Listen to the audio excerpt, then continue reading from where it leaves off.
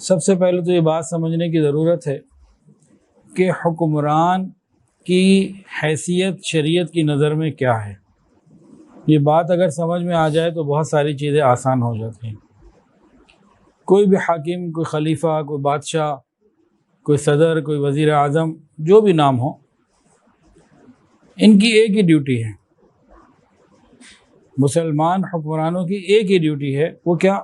اللہ تعالیٰ کے حکم کو نافذ کرنا، بس اللہ رب العزت کے حکم کو نبی علیہ السلام کے طریقے کے مطابق نافذ کرنا۔ حضرت عمر فاروق رضی اللہ تعالیٰ عنہ نے یہ کام کر کے دکھایا۔ 1983 میں 1983 میں لیڈرشپ کی کوالٹی کے حوالے سے کچھ اصول جو ہے نا وہ متعین کیے گئے، اور یہ امریکہ میں ہوا، یو ایس اے میں، اور یو ایس آرمی نے 11 اصول مرتب کیے کہ لیڈرشپ کے اندر یہ 11 چیزیں ہونی چاہیے، بہترین لیڈرشپ ہے۔ ان کو کہتے ہیں 11 rules of leadership. 11 rules of leadership یہ ایک ڈاکومنٹڈ چیز ہے، پکی صاف ستھری چیز ہے۔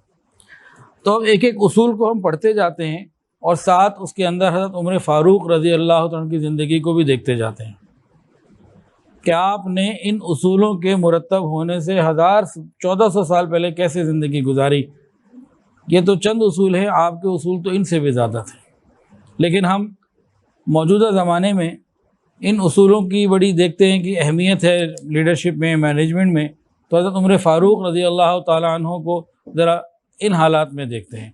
آپ تو ان سے بہت زیادہ اونچی شان رکھتے ہیں۔ جن لوگوں نے یہ اصول بنائے ہیں، جن لوگوں نے، جو بھی تھنک ٹینکس ہوں گے، لاکھوں لوگوں کے اوپر تجربے ہوئے ہوں گے، پھر اصول مرتب کیے گئے ہوں گے، ان میں سے کوئی بھی یا سارے مل کے ایک حضرت عمر فاروق رضی اللہ عنہ جیسے نہیں بن سکتے۔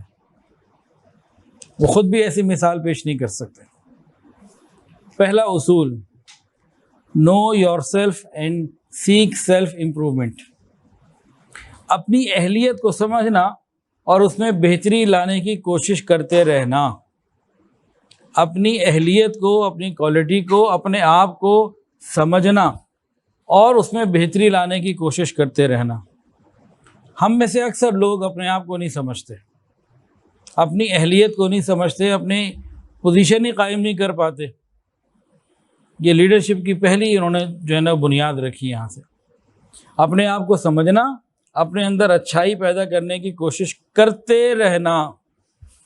حضرت عمر فاروق رضی اللہ عنہ کی شخصیت اپنا محاسبہ کرنے میں بھی سب سے زیادہ اپنی کمزوریوں کو بھی جانتے تھے اور اپنی کوالٹیوں کو بھی جانتے تھے، خوبیوں کو بھی جانتے تھے، اور جانتے تھے کہ مجھے کس طریقے سے زندگی گزارنی ہے۔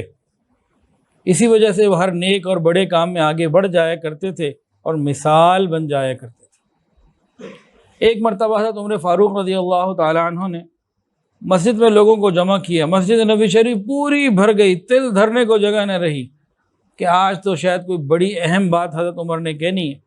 ممبر پر تشریف لائے اور ممبر پر تشریف لا کے فرمایا، میں وہی عمر ہوں جو اپنی خالہ کی بکریاں چرایا کرتا تھا، اور وہ مجھے تھوڑی سی کھجور دے دیا کرتی تھی، مٹھی بھر کھجور دے دیا کرتی، بس میں تو وہی ہوں۔ یہ کہا ممبر سے نیچے اتر گئے۔ لوگ بڑے حیران، کہنے لگے ہمیں تو آج سمجھ نہیں آئی، بلایا کیوں، یہ بات کیا کی، یہ کیا معاملہ؟ تو حضرت عبد الرحمن ابن عوف رضی اللہ تعالیٰ عنہ قریب گئے حضرت عمر کے، کہا حضرت یہ آپ نے کیا بات فرمائی، سمجھ میں نہیں آئی، ہمارے کیا فرمانا چاہتے تھے؟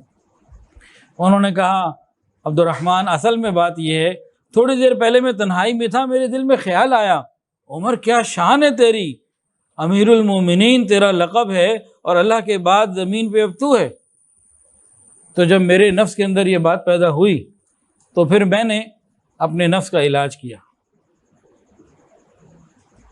تو اپنے آپ کو چیک کرتے رہنا۔ حضرت عمر فاروق رضی اللہ عنہ فرمایا کرتے تھے، جو میرے پاس میرے عیوب کا تحفہ لائے گا میں اسے دعا دوں گا۔ ہماری حالت کیا ہے؟ کوئی ہمیں ہمارے عیب سنائے تو ہم اس سے اس کی دشمنی شروع کر دیتے ہیں۔